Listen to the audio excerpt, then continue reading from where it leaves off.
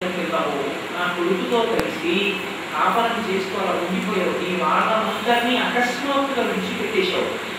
నీవు నా ఇంటికి వచ్చినటువంటి ఇంత గొప్ప వరాన్ని, నా వంశాన్ని నీ కడుపులో మోసుకున్నావని మామగారు మొట్టమొదటి కానుక ఇస్తారండి. దానికి సూడిద అని పేరు. సూడిద అంటే కానుక. కానుక ఎవరు ఇవ్వాలంటే మొట్టమొదట మామగారు కానుక ఇస్తారు. అలా ఇవ్వడం మొదలుపెట్టి వచ్చిన వాళ్ళందరికీ మొదల పదార్థాలు ఇవ్వడానికి ఏదో కాసిని పళ్ళు మొదల పదార్థాలు తయారు చేస్తారు. ఇప్పుడు వచ్చే దౌర్భాగ్యం ఎక్కడ వచ్చిందంటే, శ్రీమంతం చేస్తున్నారు అంటే వైదిక సంస్కారం పడకపోయింది. ఏమిటి మిగిలిపోయింది అంటే, మాకు 5 రకాల స్వీట్లు ఆచారం అంటారు. ఆచార్యం పూజ 5 రకాల స్వీట్లు ఆచార్యం ఎవరు చెప్పింది వేదంలో. మాకు 5 రకాలు, మాకు 3 రకాలు. ఇన్ని కిలోలు కావాలి, అన్ని కిలోలు కావాలి, ఇన్ని బస్తాలు కావాలి, అన్ని బస్తాలు కావాలి. ఎవరు చెప్పిన సూర్యుడు అదేమి శ్రీమంతులు ఉన్నాయి. కాబట్టి అర్థం పర్థం లేనటువంటి ఒక అవ్యవస్థ ఏర్పడిపోయింది. కాబట్టి నిజానికి గర్భాధానం దగ్గర ప్రారంభమైనటువంటి సంస్కారం పుంసవనం దగ్గర, శ్రీమంతోన్నయనం దగ్గర బలపడుతుంది. ఇది మీరు బాగా గుర్తుపెట్టుకోవాలి. ఎవరి కొరకు జరుగుతున్న ఈ సంస్కారాలన్నీ పుట్టబోయేటువంటి శిశువు కోసమని తల్లిదండ్రులు చేస్తున్నారు. ఇంకా ఎవరో తెలియదు, కానీ గర్భాధానము వలన ఫలితము సంతానము కొరక జాగ్రత్త పడతారు. సంస్కారం పుంసవనము సంస్కారం, శ్రీమంతోన్నయనము సంస్కారం, తరువాత జాతకర్మ అంటారు. పుట్టిన రోజునే జాతకర్మ చేయాలి. 11వ రోజున నామకరణం. బావసారే దాన్ని తెలిసి బావసాల బావసాల బావసాల కాదు, బావసారే. సారే అంటే కానుకల యొక్క సమూహము. బావసారే పుట్టినటువంటి పిల్లవాడిని ఆశీర్వచనం చేయడానికి వెళుతున్నారు. గురువు గారు వెళ్ళినా పాల్గొడుతూనే వెళ్తారు. ఎందుకంటే ఒక నూతనంగా జన్మించినటువంటి శిశువుని చూడడానికి వెళ్ళినప్పుడు రిక్తహస్తాలతో వెళ్ళారు. అందరూ తలకొక కానుక పట్టుకెళ్ళి ఇస్తారు కాబట్టి సారీ ఇచ్చారు. అందుకని బావసారి అంటే కాబట్టి జాతకర్మ నామకరణము జరిగిన తరువాత చౌలము ఒక సంస్కారం.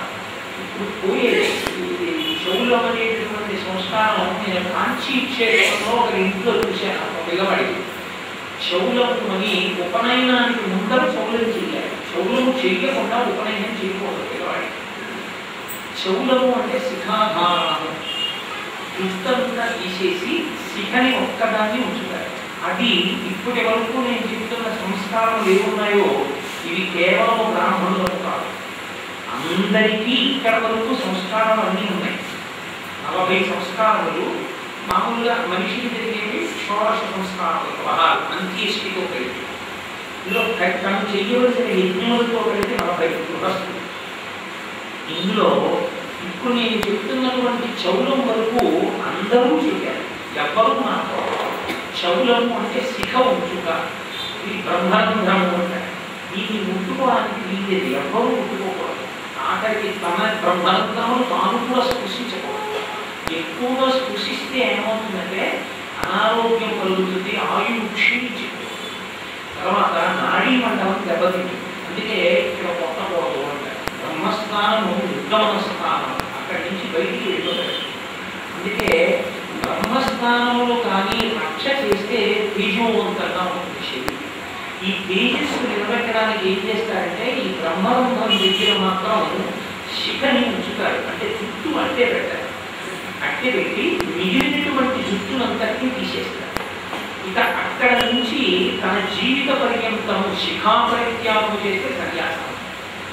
శిఖాపరిత్యాగం చెయ్యకుండానే వెళ్ళిపోయాడు అనుకోండి. ఒకవేళ ఏదో వృద్ధుడి శిఖాపరిత్యాగం చేసే పర్యంతము జుట్టు విపరీతంగా పెరగడం కానీ, జుట్టుని అందం కోసం దున్నుకోవడం కానీ, చెయ్యవలసిన అవసరం కలగనంత జుట్టు మాత్రమే పెంచుకుని దువ్వెన వాడవలసిన అవసరం వస్తోంది, లేకపోతే జుట్టు కడుపుని ఇలా ఇలా అనుకుంటే కానీ ఉండట్లేదు అనుకుంటే జుట్టు తీసేసుకుంటారు. తీసేసి శిఖ ఉంచుకుంటుంటారు. దానికి మళ్ళీ ముహూర్తాలు ఉంటుంటాయి. ఆ ముహూర్తాల్లోనే తీసుకుంటారు. దాన్ని చౌల సంప్రదాయము అంటారు, చౌల సంస్కారం అంటారు. ఉపనయనానికన్నా ముందరే చౌలం చేసేయాలి పిల్లవాడిని. ఈ చౌలం వరకు మాత్రం అందరూ చేస్తారు. బ్రాహ్మణులే కాదు అందరూ శౌలం వరకు చెయ్యాలి. నన్ను మోహన్ రావు గారు ఒకసారి అడిగారు, ఒకసారి పాపం ఎప్పుడు అన్న గురువు గారు ఈ శిఖా సంప్రదాయం మాకు కూడా అవసరమా? చాలా అవసరం మోహన్ గారు, అందరూ ఉంచుకోవాలి శిఖ లేకపోతే శిఖ ఆయుధం ఏమంటే శిఖ మనిషిలో తేజస్సుని ఆయువుని నిలబెడుతుంది. అందుకే శిఖ పెట్టుకున్న వాడిని చూస్తే దృష్టిలో ఉంటుంది అసలు. అందుకే పూర్వం పురుషుడు అలంకారం రుద్రాక్ష కట్టుకోవడం, పువ్వులు పెట్టుకోవడం, శిఖ పెట్టుకోవాలి. అది శిఖ కలిగినటువంటి వాడు అంత తేజోవంతుడై అంత అందంగా ఉంటాడు. అసలు నిజానికి చాలా అసహ్యకరమైనటువంటిది పశ్చిమ దేశాల సంస్కృతి ఏంటంటే మగవాడు దుర్జన పడి ప్రాంతం ఉండడం. కానీ వాటిలో ఉన్నటువంటి పరిస్థితులను నేను పూర్తిగా తుప్పాల బట్టి ప్రసంగం చేయాలని నా ఉద్దేశ్యం కాదు. కానీ ఒక శాస్త్రం మాట్లాడేటప్పుడు శాస్త్రాన్ని మాత్రమే నేను మాట్లాడవలసి ఉంటుంది. నాకే క్రాపున్నా మాట్లాడేటప్పుడు నేను కూడా దోషము అంగీకరించి మాట్లాడాలి. కానీ ఇప్పుడు నాకు క్రాప్ ఉంది కాబట్టి నేను అది చెప్పకుండా ఉంటే మంచిదని నేను మానేయకూడదు, చెప్పాలి. అలా చెప్పాలని భయం ఇస్తే స్థానంలో. కాబట్టి శౌలము అంటాడు, శిఖ ఏర్పాటు చేసుకుంటాడు. ఆ శిఖయే పిల్లవాడి తదనంతర కాలంలో ఏం చేస్తుందంటే గొప్ప తీసుకోవాలి. ఏదైనా గురువు గారు చెప్తుంటే వింటూనే చాలా విషయాన్ని జ్ఞాపకం పెట్టుకోగలిగినటువంటి శక్తి శిఖ ఒక్కటి ఉంటే పురుషుడికి సాక్ష్యం. అందుకే శిఖా సంస్కారం ఉంటే తప్ప అసలు వేదం నేర్పడం. కారణం ఏంటంటే గురువు గారు స్వరం చెప్తుంటే పట్టుకోవాలి, శిష్యుడు పట్టుకుని పలకాలి. ఈ ప్రజ్ఞ ఎక్కడి నుంచి వస్తుంది అంటే శిఖ ఉంటేనే సాక్ష్యం ఉంటుంది. అందుకని శిఖ పెడతారు. ఈ శిఖ బ్రాహ్మణ శిశువుకే కాదు, గురువు గారు చెప్పిన పని మనం చేస్తే చాలా మనం ధరిస్తాను అనేటటువంటి భావన ఒక్క బ్రాహ్మణుడికే కాదు సమస్త వ్యక్తులకు ఉండాలి. గురువు ఎందు ఆ గురి నిలబడిన వాడు ఎవడో వాడు ఆయా మార్గంలో ఎందు నిష్ణాతుడై ఈశ్వరుని చేరుకుంటాడు. కాబట్టి ఈ నిష్ఠ అందరికీ ఉండాలి. కాబట్టి శిఖని పరిత్యజించేటటువంటి అధికారం ఎవరికి లేదు. అసలు యథార్థమునకు శిఖ లేకపోతే శ్రమపంక్తిలో కూర్చోబెట్టారు బ్రాహ్మణుడు. కాబట్టి శిఖ అంత ప్రధానమైనది. దానికి చౌలము అని చేస్తారు. చౌలము తర్వాత నుంచి సంస్కారం మారింది. ఈ తర్వాత వచ్చేటటువంటి ఉపనయనము అన్న సంస్కారం ఏదుందో అది ఒక్క ముగ్గురికి మాత్రమే చేస్తారు. బ్రాహ్మణ వైశ్య క్షత్రియులకు చేస్తారు. నాలుగవ వారికి ఉపనయనం ఇవ్వలేదు. ఆ ఉపనయనం చేసుకునే అధికారం లేదు. ఎందుకు ఇవ్వలేదు అన్నది నేను మీకు చెప్తాను. ఒకవేళ నేను ఏ కారణం చేతనైనా విస్మరిస్తే మీరు నన్ను స్వేచ్ఛగా అడగచ్చు, ఏమి బెంగలేదు. అందులో జిజ్ఞాసులైనటువంటి వాళ్ళు ఎదిగైనటువంటి వాళ్ళు ఉన్నారు, వాళ్ళు నన్ను అడగచ్చు ఎందుకు ఇవ్వలేదు, ఇవ్వబోయేత ధారణాధికారం మాకు అన్నది అడిగితే నేను మీకు శాస్త్రాన్ని విపులీకరించే ప్రయత్నం చేస్తాను. ఎందుకంటే నేను శాస్త్రం చెప్పడానికి ఉన్నాను, కానీ నా సొంత అభిప్రాయాలు నేను చెప్పడం నాకు సుభావము ఇష్టం. కాబట్టి ఉపనయనము ఒక్క బ్రాహ్మణ క్షత్రియ వైశ్యులకు మాత్రమే. ఇది మళ్ళీ ఎప్పుడెప్పుడు చేయాలి అనేటువంటి విషయంలో అధికారము తల్లిదండ్రులకు కాదు. ఇందులో అపోహలు ఎన్ని పుట్టుకొచ్చాయంటే ముగ్గురు బ్రహ్మచారులు ఒక ఇంట ఉండకూడదు. తండ్రి గారు గృహస్థు, ఒక ఇద్దరు కొడుకులుగా అనుకోండి, ఇద్దరికి ఉపనయనం చేసి మూడో బ్రహ్మచారి ఉండడం ఇవ్వదు కదండి. అందుకని ఇద్దరికి పెళ్లిళ్ళు అయ్యాక మూడో వాడికి పెళ్లి చేసేందుకు ఉపనయనం చేస్తామన్నాం. మహాదోషం. ముగ్గురు 30 మంది బ్రహ్మచారులు ఇంట్లో ఉన్న దోషమే ఉంటాం. ఉపనయనం చేసి తీరాలి. ఉపనయనం చేయకపోతే ఆ తల్లిదండ్రుల ఖాతాలో ఏ పాపం వేస్తారు అని.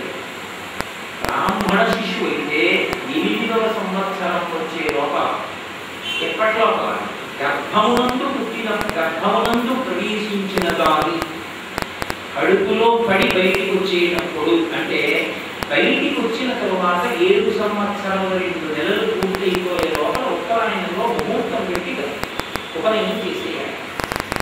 7 సంవత్సరముల 2 నెలలకు ఉపనయనం చేయకపోతే బ్రాహ్మణ శిశువుకి ఇక ఎంత తొందరగా వీలైతే అంత తొందరగా చేయాలి. 7 సంవత్సరముల 10 నెలలు దాటిపోయిన దగ్గర నుంచి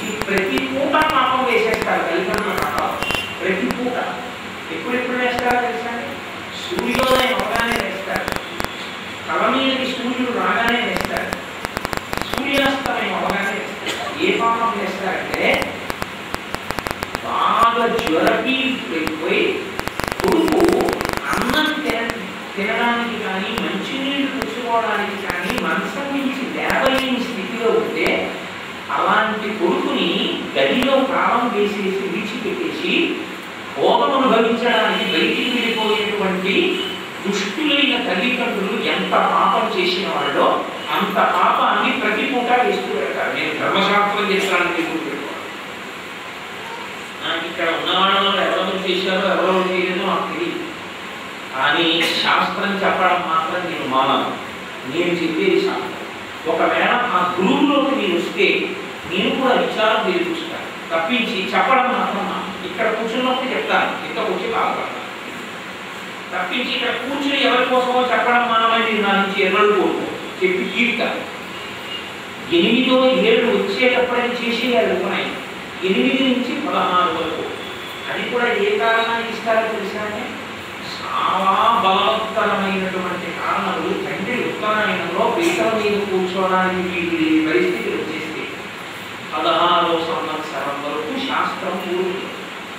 16వ సంవత్సరం వరకు పాపం వెయ్యదు. ఎవరికి 16 ఏళ్ళు వచ్చే ఒక ఉపనయనం చేసేసేటువంటి తల్లిదండ్రులు 16 తర్వాత ఇక ఉపనయనం చేసిన ఉంటే చేయకపోయినా అంతే కదా. 16 తర్వాత ఉపనయనం చేస్తే యథార్థానికి పెద్దల్ని రమ్మని పిలవడానికి కన్నా నేరం ఇంకోటి రమ్మని పిలవకు. ఎందుకని అంటే మీరు బ్రాహ్మణ్య వికార సిద్ధి వస్తూ గాయత్రీ గృహ ప్రాప్తి స్కూల్ మీరు ఆశీర్వచనం చేయకూడదు. ఎందుకంటే 16 సంవత్సరాల తర్వాత ఇక ఉపనయనం పట్టిపోయింది. దానికి వాడు కన్న కొడుక్కి ఉపనయనం చేసేటటువంటి గొప్ప అదృష్టాన్ని ఈశ్వరుడిస్తే చేజేతులా వదిలిపెట్టేశాడు. 16 సంవత్సరాల తర్వాత ఉపనయనం చేసిన ఇక ఆ పిల్లవాడు ఎంత కష్టపడి గాయత్రి చేసినా ఇక గాయత్రి వాడికి పట్టింది. ఎందుకు ఇవ్వదో కూడా మీకు నేను చెప్తాను. అలాగే క్షత్రియునికైతే వైశ్యునికైతే 12, క్షత్రియునికైతే 16. అవి యుక్త వయస్సు. ఇది దాటిపోయింది అనుకోండి, 16 సంవత్సరములు దాటిపోతే నేను అంతకన్నా చెప్పడానికి శాస్త్రం అంగీకరించండి అని ఏదో దాన్ని భూత కల్పన చేసి ఏం పర్వాలేదండి అని నేను చెప్పకూడదు. ఘోరమైన నేరం చేసిన వారికి ఇదే తల్లిదండ్రుల యొక్క స్థితి. ఎందుకో తెలుసా? వాళ్ళు 2వ మాట పుట్టే అవకాశం ఇవ్వలేదు.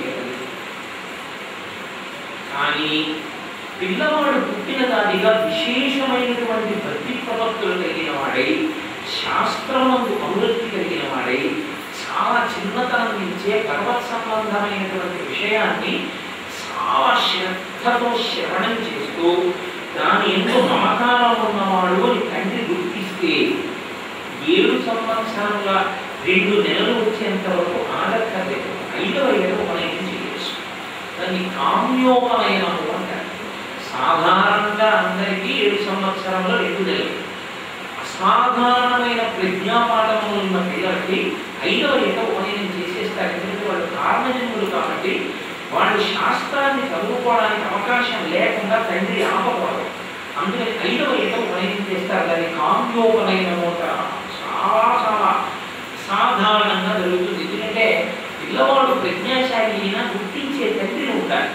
తండ్రికి అసలు ఉపనయనం చేద్దామన్న స్పృహే తండ్రి బ్రాహ్మణుడు ఏంటంటే అసలు వాడు బ్రాహ్మణుడు అని చెప్పడం సిద్ధైన విషయం. ఎందుకంటే మొట్టమొదటి కర్తవ్యం తండ్రికి గొప్ప పుట్టినప్పుడు. విజుడు అంటారు. విజుడు అంటే 2 మాటలు పుట్టినవాడు అని. ఈ ముందు 3 కులాల వాళ్ళు 2 మాటలు పుట్టారు. ఒకటి మాంసపిండోత్పత్తి అంటారు. ఈ శరీరంతో బయటికి రావడం. ఈ శరీరంతో బయటకు వచ్చిన తర్వాత 6వ నెలలో అన్నప్రాశనాన్ని చేస్తారు. అన్నాన్ని సుముహూర్తం చూసి పిల్లవాని చేత తిరిగిస్తారు. ఎందుకంటే అప్పటి వరకు వీడికి దగ్గు వస్తే వీడి దగ్గు మారడానికి ఏ రకమైన ఆహారం వీడు పుచ్చుకోవాలో ఆ పథ్యాన్ని కలిగి చేయాలి. కలిగి చేసి